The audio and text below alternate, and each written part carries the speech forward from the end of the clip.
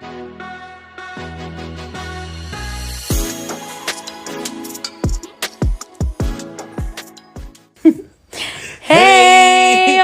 Welcome back to another episode of Talking Shit ATL with your host Amanda. And I'm Prodigy Q. And then, as you can see if you're on YouTube, Teddy stole my spot, but he's still with us hanging, so. Yeah, no boy. Yeah, he looks so cute right now. Yeah, he's so good boy. Today we will be continuing our Black History Month episodes. This one's our final of the month, but not final of the year, because Black History is all year long. Absolutely, 365. Yeah. So today we will be talking about Hurricane Katrina and Oscarville. So we will either be spilling the tea to you or just like pulling out a fresh cup to remind you of. Yeah. I don't know how much you know, but there's a lot to unpack here. Absolutely. So, yeah. Absolutely. Mm-hmm. I got a long list, so I don't know if you want to start. Yeah, actually, I will start. Okay. And so, because mine's a little bit shorter, and we can talk about it, because I know you said she got a lot of notes, and I'm really excited to actually talk about this, because it actually hits a little bit closer to home for those who don't know, but she'll tell you about it a little bit more and why that all matters. But anyway, I'm going to actually start talking about I'm actually going to be talking about Black Wall Street, and it actually kind of goes in line with a lot of things that we're talking about today as well. And sorry, I'm not sure what all you're talking about, but I know everything I'm talking about is fairly heavy, and we just want to warn you to be prepared for that. But you know us, we crack jokes here and there, so we'll have a good time learning, no matter what. Absolutely. So as you can see, and for those audio listeners, you can't see, but we're definitely here. We got our blankets, we're comfortable, so we definitely advise everyone to do the same. We're kind of like your late night podcast, so definitely curl up, grab something, listen to this heavy stuff, and this is heavy as well. But going back into Black Wall Street, was actually and so it actually happened May 31st and June 1st, 1921, and it happened in the Greenwood district of Tulsa, Oklahoma. These are also known as the Tulsa Race Massacre or the Tulsa Massacre. It's kind of known, various different things, but this particular area was known as Black Wall Street, and it was a thriving African American community with a bustling business district. It was filled with very successful Black-owned businesses, including banks, hotels, restaurants, shops, the whole 9 yards. And again, this being a few decades removed from slavery and that kind of thing. So again, it kind of speaks volumes again with this particular community and its importance, because again, this was at a time where blacks had just literally kind of gotten off of got free from slavery a few decades, and then this was an opportunity for blacks to really kind of have the first momentum and position in our country to kind of start doing for themselves, right? That definitely was again the goal, and that type of thing. But basically, so what happened was a young black man named Dick Rowland was actually accused of assaulting a white woman named Sarah Page in the elevator. And although details of the incident remain unclear, tensions escalated rapidly due to the underlying racial tension and fears of interracial relations. So following Rowland's arrest, a white mob gathered outside the courthouse where he was held, demanding that he be lynched.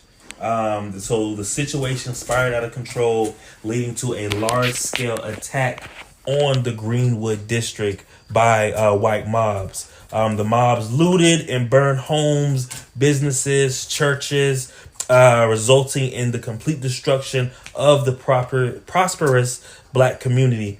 And reports also indicate that hundreds of people were killed and thousands were left homeless. In addition to violence perpetrated by the mob, there were allegations of official involvement, including reports of deputized white citizens engaging in destruction and even the use of aircrafts to drop incendiary devices on the buildings. And of course, the tragedy was often downplayed or ignored in historical accounts for many years. Again, like I said, this may be actually be news to a lot of people. But again, the Tulsa Race Massacre, as it's also known, definitely remains one of the most egregious examples of racial violence in American history. Again, I mean, this was a community, again, that was just trying to, I guess, pull themselves out from the bootstraps, as you kind of hear a lot, especially again when it kind of comes to our community as well. But in recent years there was definitely some renewed attention back, brought back to it. People call it for reparations or greater significance, when it comes to, again, the history books. And then in 2021, on the 100th anniversary of the massacre, President Joe Biden did visit Tulsa and call for the nation to, kind of confront its painful legacy of racial violence and inequality. And again, this is, again, one of those things where, again, you kind of don't really hear about, but oftentimes, again, when it kind of comes to what are we doing as far as progression in this community on that level, or in this country, typically, like I said before, you kind of get that type of idea like, blacks need to, pull themselves up for the bootstraps and, make greater marks and the claims and that kind of thing when it comes to an economical standpoint. And again, when you have situations like this where you have people who are trying to do that, and then it gets bombed, ruined, again, all based and off. And it was 1905, right? I feel like that's what I said. Sorry. No, I think it was. I'm sorry. Yes. So May 31st, 1921. 21. Yeah. That's what it was. So definitely within a couple generations of now. You're right, for sure. For sure. It's so crazy that a lot of the things we're talking about, it's so crazy how a lot of these things happen around the same time period, around the 20s and 30s. Again, like I said, all leading up to the Civil Rights Movement. Right. And so when people think about the Civil Rights Movement, again, in the 50s, and, why it was such a pivotal moment, it was really because of all these things that happened the decades prior. And of course, after the ending of slavery, that we had a lot of these things where, again, we're trying to now make a life for ourselves from slavery into positions of the society, into the country. And then these were the things that we were, met as we're trying to just make progression, or like I said, as we're trying to, pull ourselves from our bootstraps, and then our straps and our boots both get bombed, and it's still like, hey, but this is definitely one of those things, because again, who knows? I mean, we're talking about, again, a greater movement towards economics for our community, and again, those things like who knows where they could have been 100 years from now, because clearly, definitely way ahead of their time, and what they were trying to build and what they had. So again, I just imagine how much more we have right now, because the biggest thing that definitely plagues us, if you listen to a lot of political, and I mean like more like black political leaders, as far as what we can do as a community, and the biggest thing in that is the fact that we don't, as a community, have our own infrastructures, or at least a lot of those in place. Now we're starting to kind of get here and there a little bit of things, but when it comes to full infrastructure, we still are so greatly behind in that when it comes to even our contributions to this country. We don't have our own, where we mainly own a lot of our like sports teams, or major banks or major business. I think the major only African American bank we have is what Fifth Third Bank, Fifth Third Bank, Three Fifths Bank. I'm not sure. What comes first. I'm not sure. 3 to 5 comes first. I think is it Fifth Third Bank? I feel like it's 3/5, but now I'm like, I don't know. Yeah. Because y'all know I would think fat chicks. I know. Oh yeah, okay, yeah. So I think oh no, Fifth Third. Oh, so it's Fifth Third. Okay, yeah. So Fifth Third Bank, I think, is the only, African American owned bank we have. But just things that, like I said, just things those kind of things, we really don't have. And again, they were in this particular town, in this particular city, at least beginning. Like I said, I think that again, had it not have been bombed and truly flourished the way they were designing it to do so, I do think that more, of course, communities would have followed suit.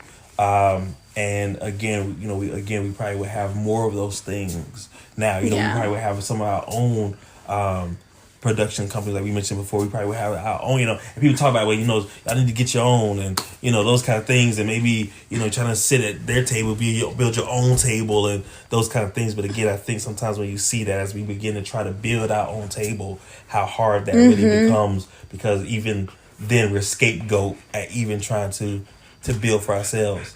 And unfortunately, that is a major thing when it comes to, why we're still so far behind us when it comes to the economics of things.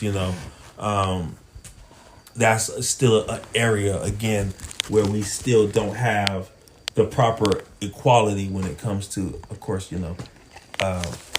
money, and those resources. And again, I will understand why, of course, it's always been a construct of, you not want us to get too far ahead, or, in many cases, because I guess of potential uprising and things of that nature, which I don't think is ever the case. I don't think, it's been a black thing of like, oh, let's, get ahead so we can be ahead and we can, somehow overthrow the powers that be. I think it's always been, we just want inclusion and we just want to be a part of it. I don't think it, and I know sometimes the powers that be has always been maybe that thing of fear of some type of uprising, but I think, just from history and conversations, it's never been about, oh, let's try to get ahead so we can, quote unquote, do the white man like they did us. It's never been. It's just like, let us get a seat at the table so we can continue to help build this country. And I think that those things is true if we get to a place where it's so we can all be equal in that regard, because you will see that ultimately, if we're not fighting each other, the greater things we can do with each other. Yeah. You know what I mean? Like, and I think that's like the biggest tell of it all. Like, studies have proven that the more like diversity in multiple different ways, not just talking about race, like if you bring a group that's very diverse in their background together, they will create a better outcome faster than a lot of people that are alike working together. Right. And it's so true. We talk about these ideas of like making America great and all these things, and I don't think that those things I don't think we can truly be as great as we truly can be until we're all equal within this country, because I think it's so crazy that we have such a divisiveness among ourselves, when at the end of the day, I mean, as us being patriots of this country, like, we should never be each other's enemy. Yeah. Like, and sometimes it's really disheartening. Sometimes even when we do have to say it, and I'm sometimes in that place too, when where it's like ideas of like black or African American, or you have some people who will say I'm not black, or I'm not African American, or I've never been from Africa, so I don't have ties to Africa. I'm American, and I think that so many of those things is true when it comes to our country, because we have those divisions all the time where you have to check white, black, all the other ones different, what I'm saying, all these things, when it's like at the end of the day, truly we are American, and it's so crazy that our country is kind of the only one that really does that, because you think about other countries when you think about like Australians and stuff like that, you don't think about like white Australians versus possibly black Australians. You just think Australian. Or, most countries they are people of that country, not broken into these different things within that country. Like, I think, and I don't know if other countries have. I never researched, but I know it's not like common knowledge. Like, I don't, like how we have again all these different divides where versus we should just really be Americans. You think about Europe, you don't think about black European. You think about Europeans. Yeah. They're Europeans. Well, and there's so many countries in a small amount of land. So, like, it's really, I feel like the patriotism is, like, even stronger there because it's, like, your country, your people better, maybe, in the sense of, like, I haven't gone to a lot of parts in the U.S. because it's so far away. Like, our culture in America is to be far away and not be, like, forced to communicate. I know when I went to Europe, I felt in a very positive way that I was, like, forced to communicate with people because we were, right next to each other, sometimes touching skin in public places with a stranger, and here, like, we have our cars a lot of times. A lot of people do because it's really, really hard to get around without one. And it's like, and then if you go into any public kind of place, you try to sit away from people. It's like automatically a separation between the community. Yeah, for sure. And even within the mindset of it all, like even the idea, like even in our community, like even in some of our music, it's all about like, oh, we don't mess with them. We don't rock with them. We're not supposed to chill. You know what I mean? Like, it's so sect and divided. Like I said, so many things are so sect and divisive on many levels. That, it's just really crazy like how we kind of promote that. Or like I said, my clique don't hang with this clique, or you can't sit with us, or you know what I mean? And we can't sit with us. Yeah, right. You know what I'm saying? We do that kind of divisiveness among on different sects, like I said, not just racial, but like I said, even if it's culturally, or even money classes, different things, like certain those kind of groups. So gender, everything, we do religion, everything in this country versus again versus celebrating our differences. And like I said, that's what makes like society as a whole beautiful is everybody bringing who they are and their differences together for a common good. And I think so agree with that too, because it's like if the whole idea early on was to create and for us to be this melting pot of different cultures, and then we divide ourselves among those cultures is kind of weird. And I heard somebody talking about melting pot the other day. I actually heard it on Ladies and Tangents podcast. Yeah. I love them. I'm gonna tell them about this too. But I heard them talking about how like it's people use America and melting pot as like a term which like sounds great, but then a lot of times, like, what do you do in a melting pot? Like, you melt down, like you lose part of yourself to become one.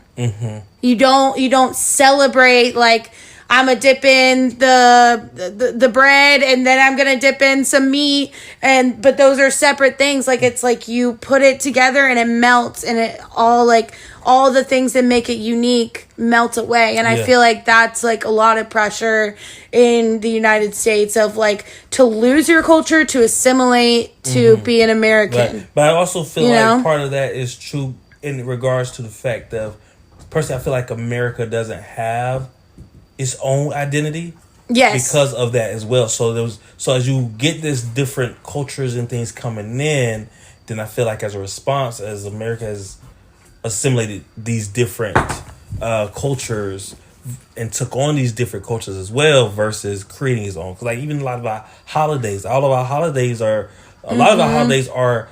other culture holidays that we celebrate. Yeah. Even a lot of things that we do have, even some of our sports. I mean, we got a few things that's American bred, but I mean, very few far between. Yeah, well, and finally, Juneteenth got recognized as a national holiday. That's that, and the 4th of July are like the only holidays that we have that I can think of that are like actually dealing with our history itself. Right. Yeah, exactly. I mean, of course, you got like Columbus Day and. I forget about that because I'm like, fuck Columbus. But it's Indigenous People Day too, so that's really good too.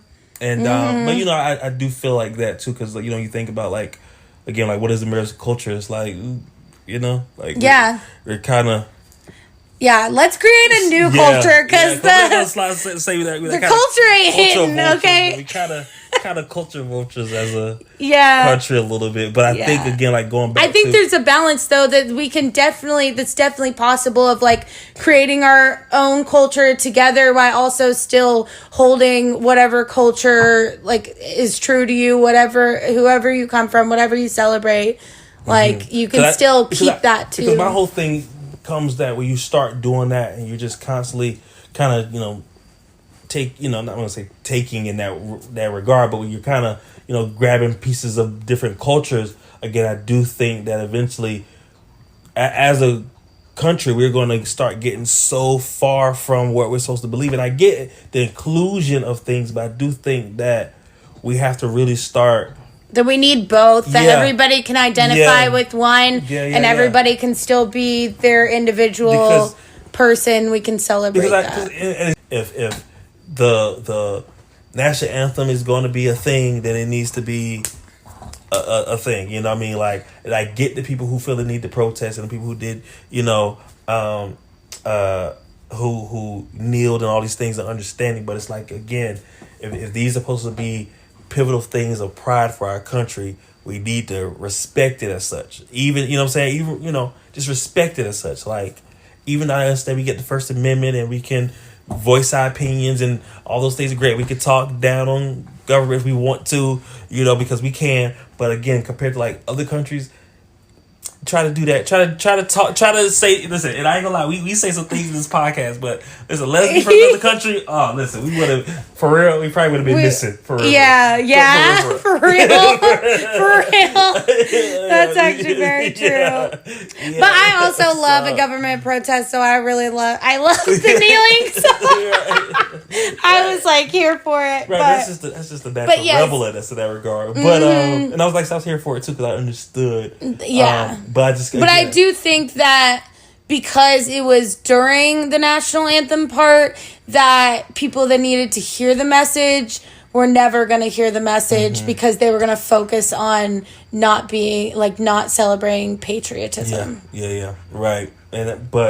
So I do feel like there's like definitely a balance that and it's a balance because at the end of the day you have to give people a reason to be a patriot. And I think that's the biggest thing why you have people kneeling, all these kind of things, because again, as what we're talking about and all of this stuff, because I always come back to it, is like, if I'm not, because again, it could all be so simple if we had true equality in this country, and again, the focus was literally for everybody, then you would be a proud patriot. You would have a reason. But when you feel like, okay, every chance, like, so we're talking about this, we're talking about other things where we constantly been beaten and belittled, and then still to say you're supposed to have patriotism. Right. How can I have patriotism for a country that doesn't respect me as a patriot? You know, it always got to go both ways. You know, respect goes both ways. I think that's where a lot of the frustration comes, you know, in these things as well. But yeah, so I hear you. I agree. Yes. We are halfway through our episode, so we got to move on. Yes, but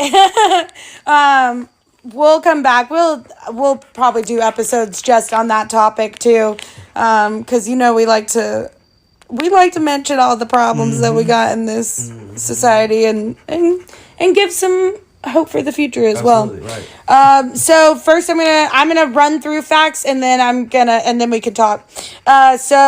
Hurricane Katrina, there were like days and days before the hurricane hit where they could have released like an emergency evacuation warning. They did not do it until 24 hours before it hit. They were confiscating guns while it was like after the hurricane. They were like forcing people to give up their guns. They finally got mobile homes for people, but then they were killed with formaldehyde. That was in the mobile homes. It hit as a category 5. And also when it hit originally, on Miami on, August 25th, it had already taken 11 lives, and that's when it was like, I think it had just hit to be a hurricane, and then it increased over the matter of a few days, and they still did nothing. Also people that were in the Superdome. So if you don't know, definitely look it up, because I don't have time to go through all the facts that I have. I'm just trying to highlight some things, but because of that 24 hours, they kind of forced people to go to the Superdome, because a lot of like areas that were hit really hard were also like poor areas, and also even if you had money, 24 hours is no time to get out of there and like realize what's coming. And then they also there's like a system in the government where if you're hit with, if you need FEMA, you have to go through so many hoops to get there, unless they like put it out as a like national or whatever emergency. Like it has to go, the government, the federal government has to basically be like, it's an emergency, we're coming and we're going to do everything, or else it has to go from the mayor to like somebody else to the governor, and then like somebody else, and then to the federal, you know. Right. Like it has to take so many steps to get there. So that's the steps that it was taking. Yeah. And because of that, there was no food or water for 2 days in the Superdome. If you had any food or water, you got it yourself, or that's why there was a lot of looting, because people were dying and starving and getting no aid sent to them. So, bitch, I'd be looting too. Right. Are you kidding me? Right. And then there was tens of thousands of people there without the food or water. People waited for buses. So they sent Greyhound buses. They finally got Greyhound buses. People waited for them. They sent the buses back.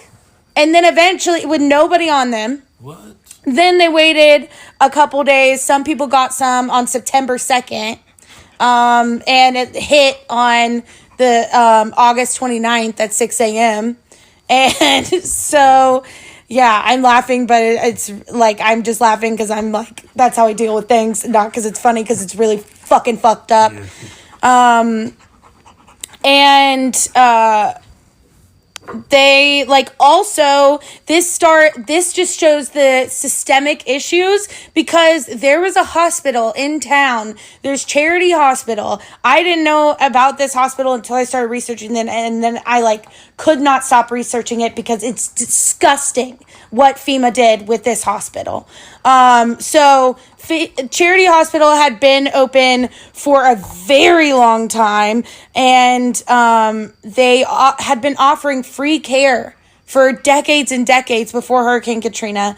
Then, like, I can't remember how many years before Katrina, but close enough to Katrina, they stopped giving care because FEMA was saying that it was going to be too expensive to fix the repairs. What? So they needed to open a new hospital that was going to be a, like, pay for healthcare hospital, and that they were doing that for the betterment of the people, and it was going to help everyone.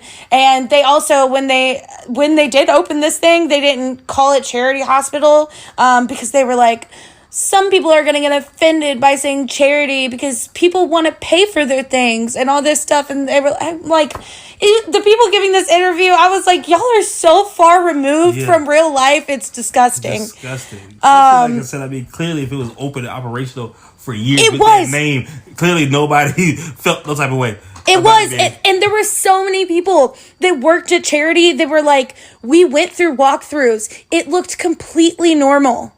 And then as they were getting more shit for not, like, being open and there being a hospital, but still during Hurricane Katrina, there was a tent that people were in being taken care of to a small degree. And if they weren't taken care of there, they were sent somewhere else and I guess taken care of, but probably didn't make it that far. And but FEMA said it was going to be a $492 not $492.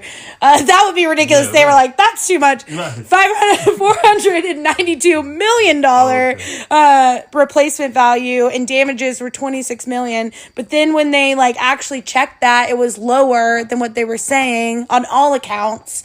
And the people that were actually working at the hospital that wanted to make a difference, they said they walked around, it looked perfectly fine.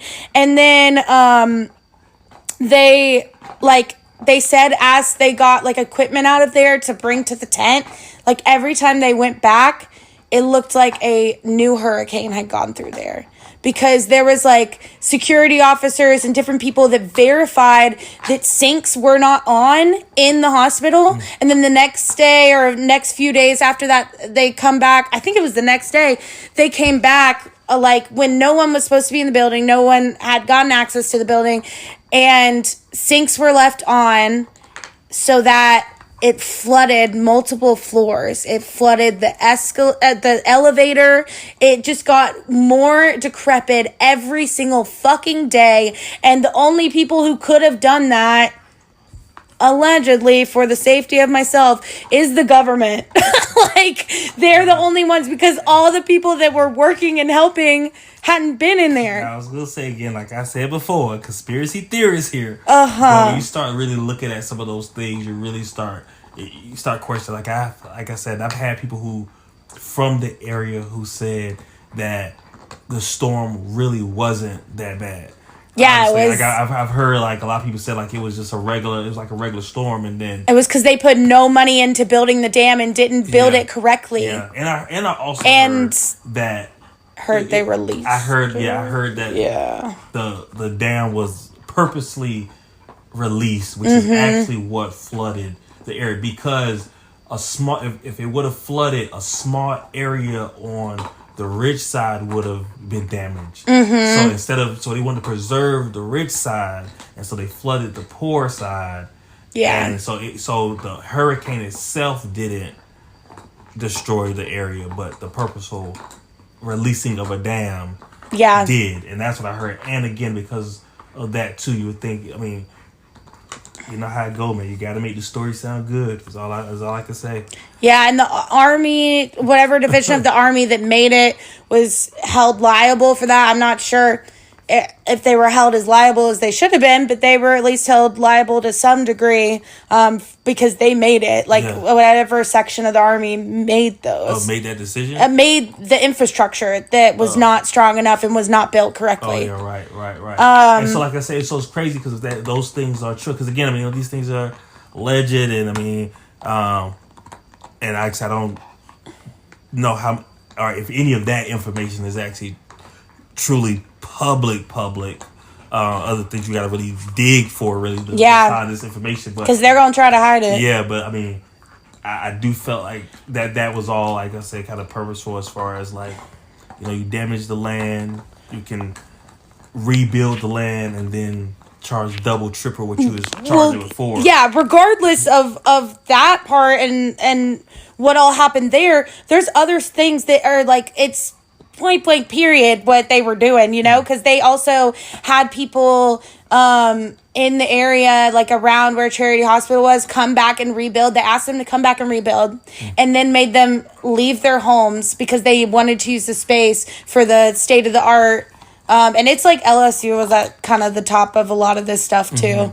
But they wanted to build more onto the hospital that they were making people pay for in replacement of Charity Hospital. So they basically made people like leave their homes too. But they made them come back and rebuild, and then took their homes. And then also 6 months after Katrina, they renovated a department store so that they could have more than the tent up there. So you'd like, someone was like, They were like, you go up the escalators, you think you're going to the lingerie, and then you're there at the makeshift hospital. Like, what? And then also, they were talking about putting people, they couldn't test for tuberculosis, so they were putting people on, like, buses, possibly with TB, and, like, sending them really far. There was one doctor on the list who was, like, or on the documentary that I watched that was, like, one of the list of speakers, at an event for Charity Hospital. And then I'm not sure who it was at the LSU like medical area, but it was probably the same guy that I watched in that interview that was annoying. But he was told that he could not speak at the charity event or else he would lose his job with LSU, and they would make sure that he like never worked in the state again. And he resigned. Wow. And still talked at the event. Nice. I love it. It was amazing. Love that. Like, I love when people, like, are faced with that, like, enemy in power trying to take you down and you still fight against it. Right. It's amazing. Absolutely. I love that. And then also they proved that they had the budget to finish making the repairs to Charity Hospital within 3 years, and they were like, nope, you're wrong. That's all they said. But and then but these numbers show that you can actually have it done. Yeah, I don't know where you're getting your information from, but there was random trash that would be all over the hospital when people came back when it's like nobody had been there supposedly. Yeah, and then, and also I forgot to mention, I had it in this note, with the water running in the bathroom, there was towels stopping up the sink, so trying to block it going down so it could only flood it. Wow. Yeah, and it was open, not even decades, I wrote this down. It was open for 300 years. The hospital? Yes. Oh, I see. It was, or I guess 200 and something years. It was like early 1700s or something. And they tore down houses. Yeah, and then also, one thing that happened, and I have a couple more things to talk about Katrina, but these are the big ideas, so definitely look it up yourself. But so like there are many different parts of Hurricane Katrina and other events where it was definitely some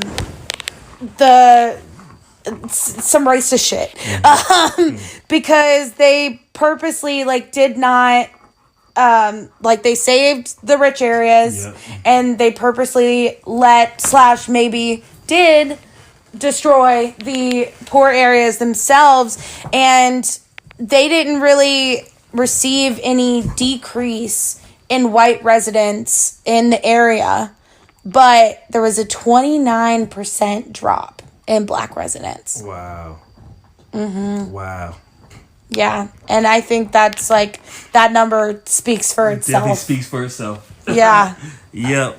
And it also was, there was another event. And it was displaced and separated from families, and I mean, all of it. You know what I'm saying? 'Cause, I mean, and it's that, you know, and I've always felt like to have my reservations, especially with, you know, the one thing we don't get back is land, right? And so at a time in a period of redlining where it's like, okay, we'll give, you know, blacks this, and, you know, and that whole thing, which is how we, you know, got these two different sects of a town or a city.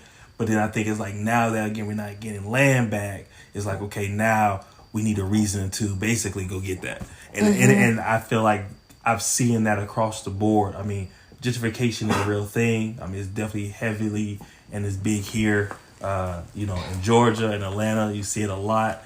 And even from that, it's like, that's what I see. It's like, oh, we now, you know, land that we was going to give y'all and hoods and ghettos and stuff like that. Now these same people are coming in and taking this land, rebuilding these properties, spiking up the rent, the property value, so that now the same people you zone for this area can't even afford the new the new house. So again, then now they're forced to go other places, and I mean, it's really gross and sickening, honestly.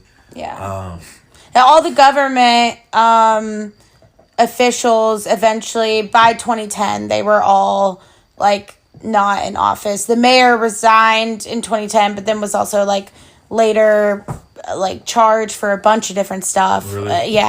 Like money laundering and everything. And the money, y'all. Right. And then the governor didn't run for office again after her term. And then like Bush kind of got a little bit of it, but not like, I don't know. I feel like the FEMA directors were the top of everything that happened, because of how many different things I found that supported that. But Bush also didn't do shit because he was too focused on the war. Yeah. But also reminder, I hate all government, so I'm just saying.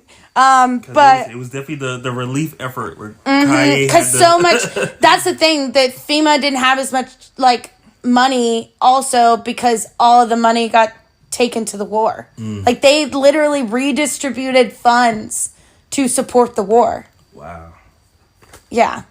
Wow. And I mean, all of it is wild. And again, I think it's just necessary for us as, again, a people to really become aware of these kind of political things that ultimately affect us. Because, again, if you're making decisions that could cost people lives, cost people their homes, and that type of thing, with no plan. I mean, like I said, even if you decided, okay, this is what we have to do. We have to release this thing, because if not, it's going to XYZ, but then not give.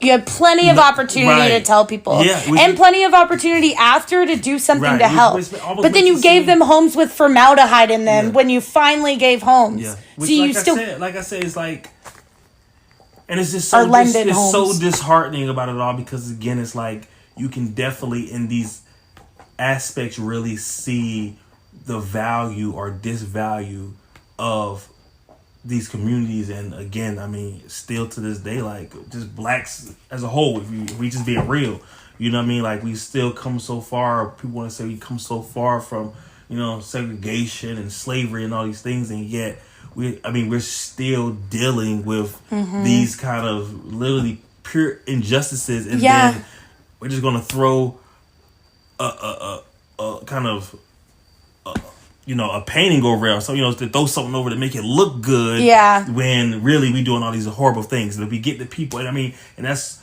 the whole thing about like a lot of the stuff is like, if we get the people to go for it and to believe it and try to do it in a way that makes them think we're really doing something about it, then that'll keep people from asking questions. Yeah, because there were trucks of water that FEMA turned away. They got delivered. They turned it away. They removed ID bracelets from people in the hospital so that people in the hospital couldn't locate their patients anymore because they had FEMA tags on them instead of their hospital bracelets.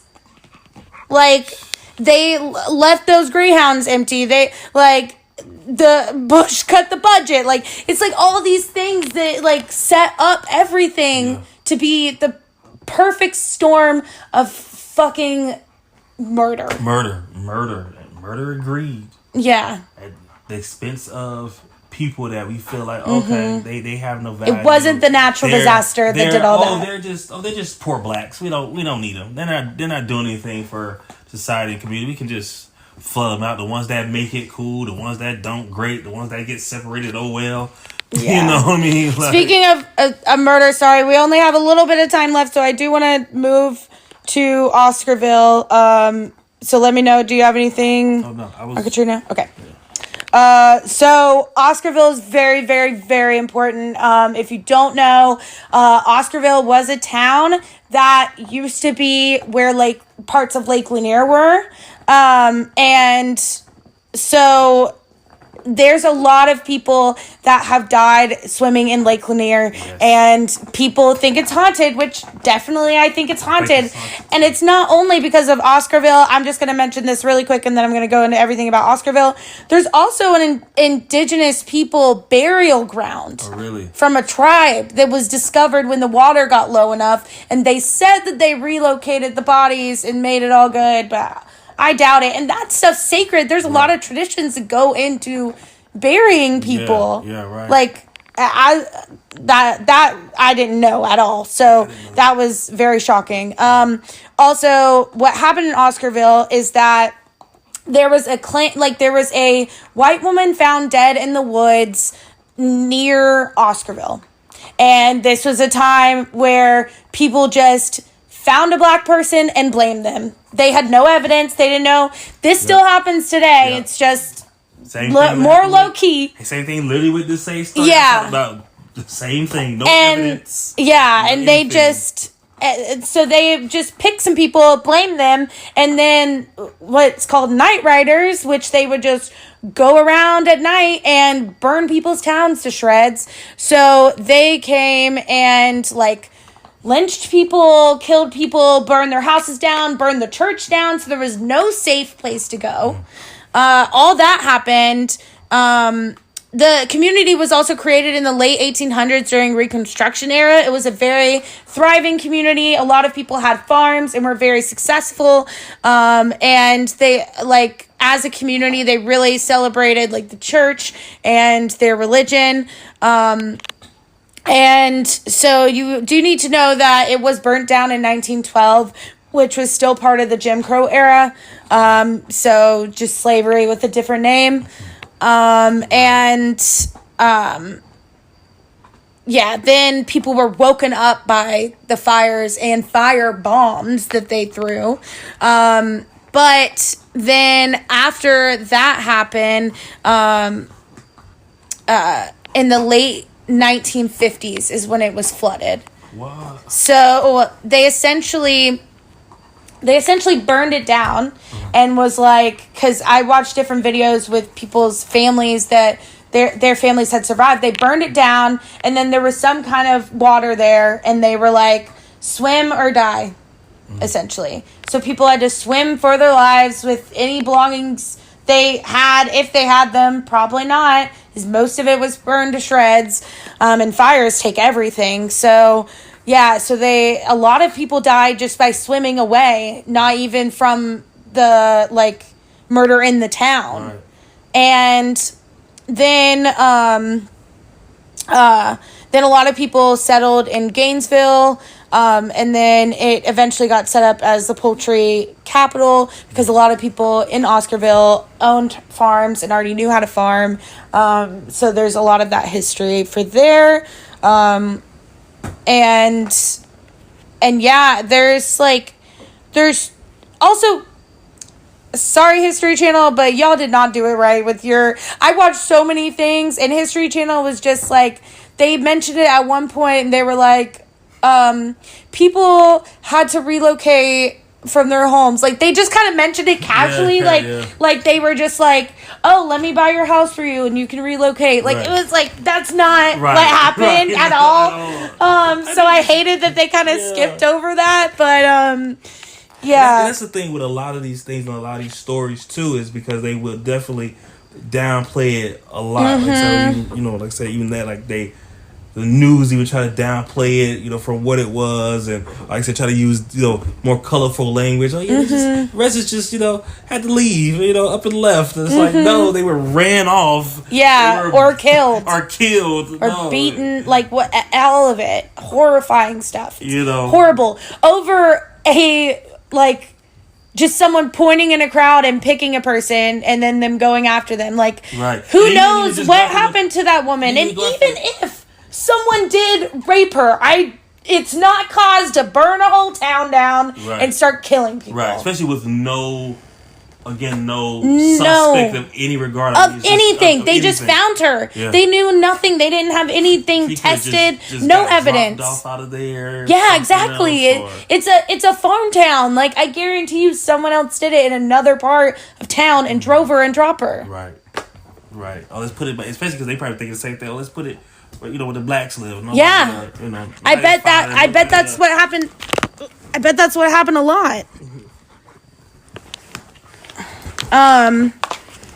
But yeah, so I personally think, and I don't know anybody personally, I don't think that's going to get upset about this, but I know some people would be upset by this plan because of how much money Lake Lanier brings in. But I personally think that we need to drain the whole thing because there's still parts of Oscarville and other surrounding towns that are under Lake Lanier that are there. There's still infrastructure. That's part of the reason that people drowned is they get stuck in different infrastructure that's still there. Yeah. So I think we need to drain it, fix it up, and then anybody who is a relative of someone that lived in those towns needs to own that land. I agree. Yep.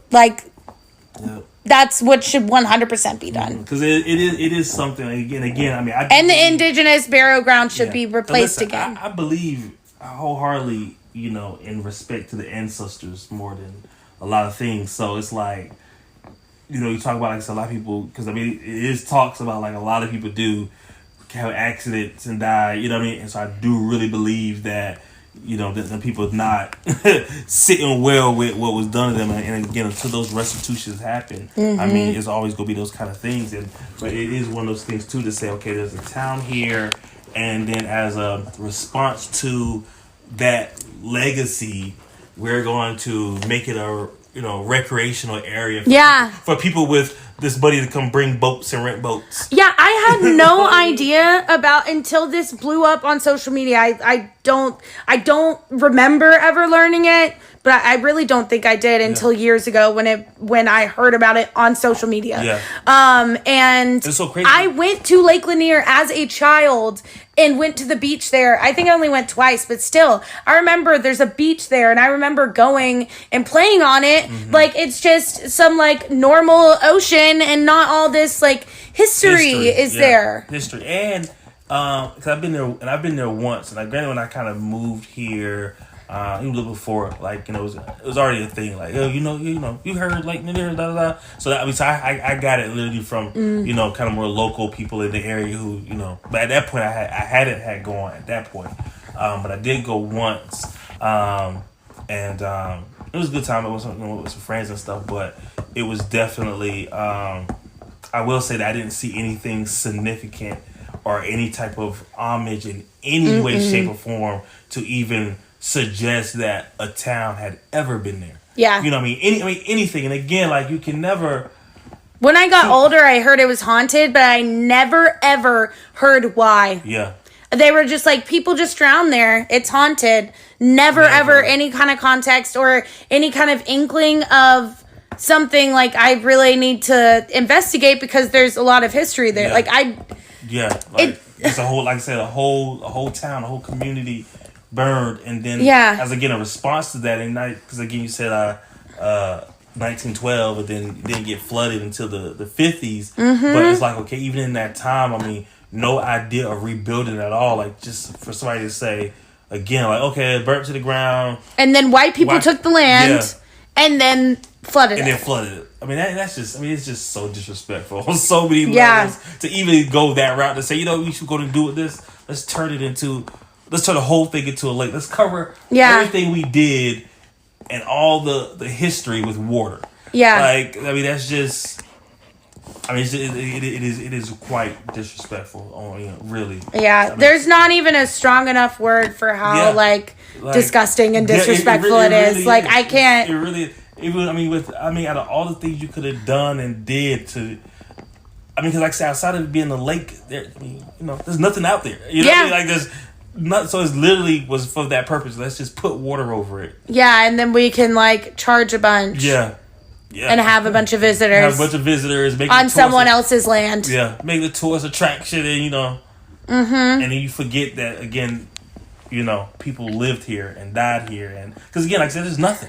It's not even like a. Like I said before, you can never just put a Band-Aid on anything, but just at least it just shows at least accountability to at least say here once stood. I feel like it doesn't take away from anything, but at least making people aware of the history, or at least try to pay some type of homage, or I mean, saying anything. I mean, and that stuff is, I mean, compared to what you do and how much money you make from a place, a plaque. You know what I mean? I feel like they aren't going to do that until like we as a society demand that land back. Yeah. And then maybe they'll like give us a plaque at first, and if we keep on demanding land, maybe the people of Oscarville, like their descendants, can get back the land. Yeah. But I don't think they're even gonna like do something like that until there's a call to action for way more by a large majority of the public. Yeah, right. And I think again, especially now, so many rich people live around there. Yeah, and right, which is that's gonna be the biggest thing, and reason why you want to keep it under wraps, low key. I mean, and then like say even if you bring attention to it, social media. I mean, there wasn't like a major outcry or demand for something to get done. It was just like, I mean, I think more people was just probably more shocked with knowing that or learning about it. To just instinctively feel like to do something about it, especially because of where it is too. I mean, it is like way north Georgia, so a lot of people might feel like, oh, that's just. But not that north. It's North Atlanta. Where? Lake Lanier. I mean, it's like significant. I mean, it's up there. Way North Atlanta. I mean, not for my mama wouldn't have driven me if it was really. It's up there, like it's towards like. But it's huge, so yeah, no, it's in. Hold on, we about to see. Yes, I know it's like isn't it like towards like going towards like the Cumming area and. Yeah, it's like near Buford. Which is, I mean. That's not that far. I mean. I guess. Yeah. I guess. From the perimeter is. Yeah, because especially the traffic. Yeah. I don't think the traffic was as bad when I was a kid. Yeah, right. I know as a kid, like. Just so happy to be in the car. Yeah, didn't care. Right. And we went to Sonic on the way, so we were happy. Right. Yeah. Because there's certain places that even as a kid, I felt used to be longer, but even as I drive them now, it don't even seem, in retrospect, that they were either that long or, again, I spent a lot of time sleeping on those rides. So it definitely seemed like, oh, we're here. We're here. Oh, wake up. We're here already? So it seemed, but yeah. So I don't know if it's one of those things too, like, but no, I think something definitely needs to be done about that. Especially because, I mean, even in regards to, I mean, even if you don't make it about us and reparations in that sense, like, I mean, like I said, a lot of tragedy does happen out there. So if nothing else, I mean, there should be some call to actions towards that alone. You know what I mean? To allow a place to continue to bring in people, tourists, and money with as many casualties as, and is wild in itself too. Yeah, even if it didn't have the history, it's still like a danger zone because of the amount of debris, and also I feel like the spirits. For sure. Yeah, which at this point, listen, y'all. I would be too. I would be too. If I was a spirit, I would definitely be doing that. I'm not gonna lie to you. I'm shaking up the water. I'm not gonna lie to you because there ain't no way you gonna tell me. I probably would have caused more deaths. That same water is like those. You tell me to what is it? To swim or die. Yeah. And I feel like this is ancestors exactly the same thing. And I know, look, I be shaking the boats of our right. What you say? Yeah, it was really sad. One of the guys that I was watching, that it was his grandpa. Like, he made it out of the town with a few of his siblings, but then they didn't really make it out past then. Oh wow! So he was either the only one or one of the only ones of his siblings to make it out, and then he was able to create a whole lineage and be a farmer and like be able to recover-ish, like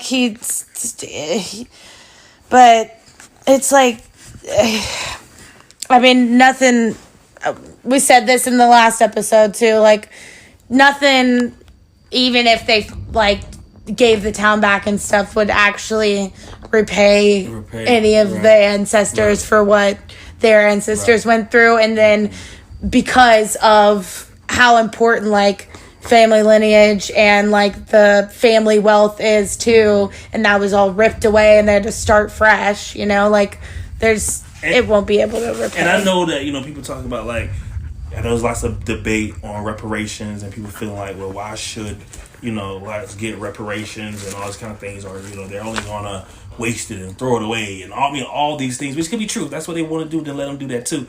But I do think that it's clear that even if reparations is not, even though I personally think we should get a sense of reparations, only because, I mean, again, if it was just slavery, okay, cool, we might could talk about it, but because it's like, I mean, again, we go through history, so many different things at every different level, you know what I mean? And to never really get any sort of even apology or any acknowledgement, it's like, okay, we just try to cover it up as much as we can. We'll whitewash over history as much as we can, and that these are the solutions without just, again, acknowledging accountability and saying, hey, our bad, I fuck up, whatever the case may be, let's at least do something. And I think we're going to continue to have these kind of racial tensions because it's like, okay, we just going to keep sweeping on the rug, or we just try to, let's not talk about it. And it's like, no, like, let's talk about it. You know what I'm saying? Hey, like I said, getting sorry. Like, we got to wait, like I said, for the even last episodes where we talk about people have to wait 30, 40, 50 years just for it was apology. 60-something years from the start of the experiment to the just apology. To get sorry is wild. It's just really wild. And like I said, again, it's just... I also feel like there was barely any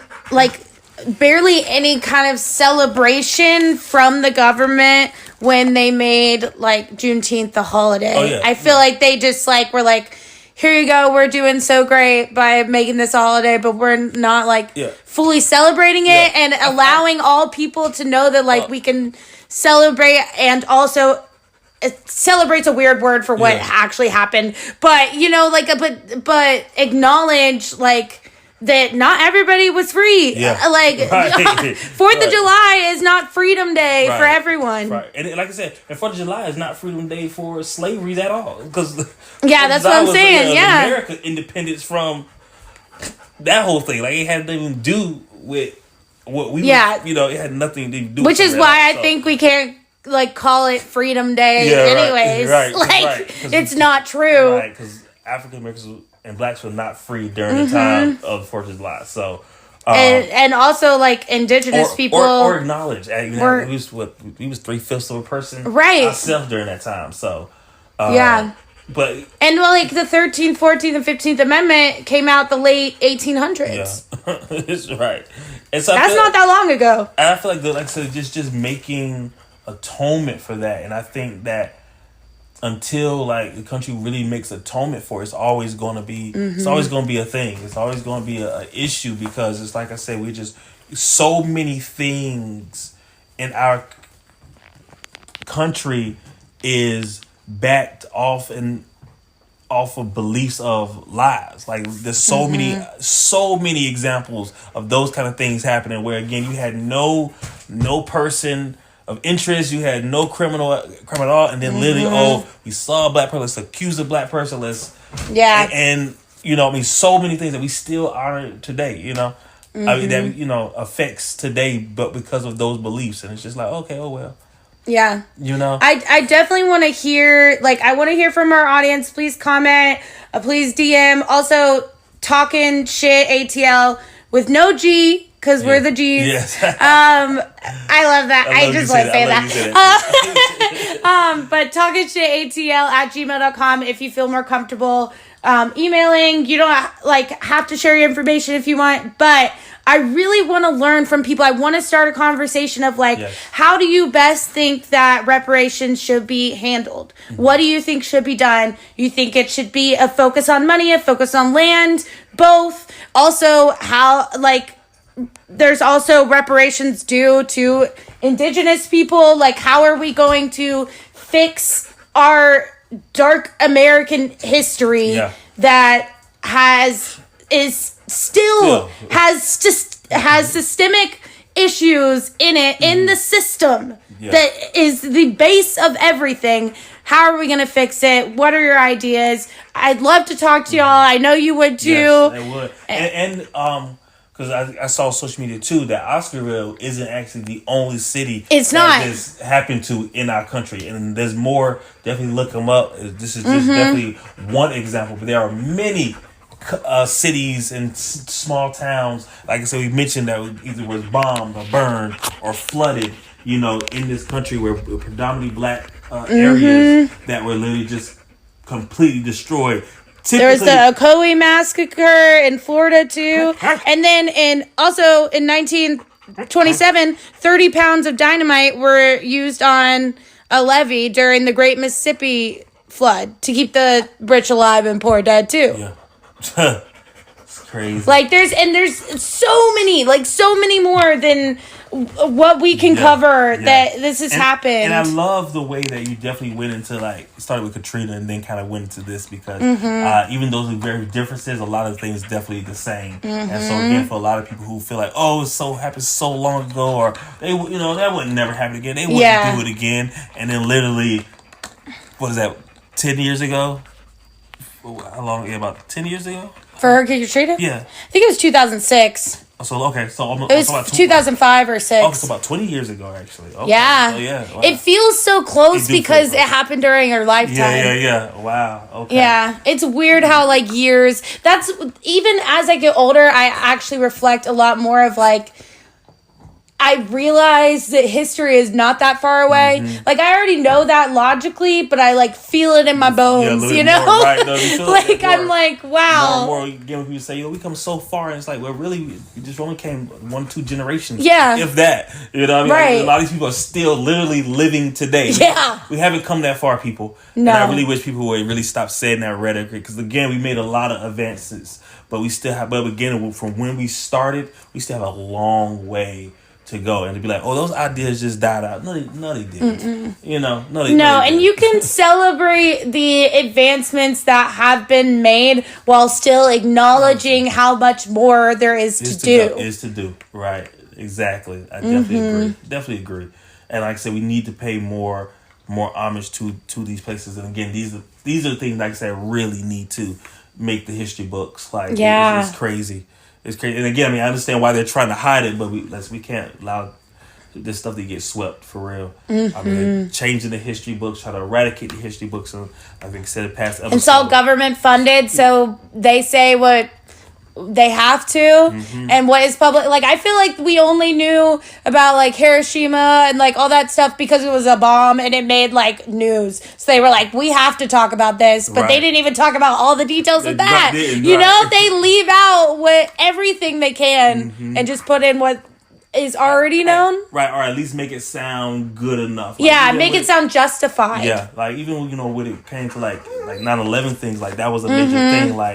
Granted, what was done was horrible, but it was really, I remember the play on it was really okay, let's get the people also to be equally feuded by this, so then the support of, okay, let's go to war, and then nobody said anything, because this is even though there's a lot of things downplayed about it, how long we was going to be, what was going to happen, what was the plan. How much money was going towards it, that they were cutting funds for other things. It was ignore those things and let's just continue to play on the emotional. Let's show as many videos of people not making it, or let's show crowds cover, or firefighters and stuff, or let's talk about all the people that died, and let's really play on the emotion so that everybody can be let's go. Really, we talked about before, we weren't even going back at the people that did it. Right. We went at the people of their country, but we didn't actually really infiltrate ISIS like the whole plan was.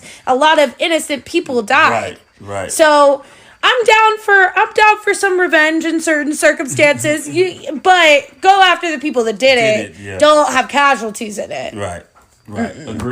Agreed. And so we definitely got to be aware of these things, guys, because again, the way things happen, we don't shape we don't shape these stories. They shape themselves, and so we have to really be tentative to it so that again these things don't happen again. Seriously. Yeah. Yeah, so let us know. Also, share a story. If you heard of something, want to share it with us, let us know. If you want us to talk about something on an episode, we are all ears, baby. Yes. Come on. Talk shit with us. Absolutely. Yes, but we hope you enjoyed this episode, as much as you can for the topic. But we hope you learned and are bringing some of this knowledge forward and talking to other people about it. And that's the biggest thing more than that. Even if you're not talking to us about it, please share it with your share. friends. Because again, this is important stuff that everyone needs to know. Yeah. Because again, it could be us as one of the casualties of, innocent person, a casualty, for something crazy. So, so it's important for everybody. So, that's all I got, though. That's what I got. Cool. Okay. Love you. Bye.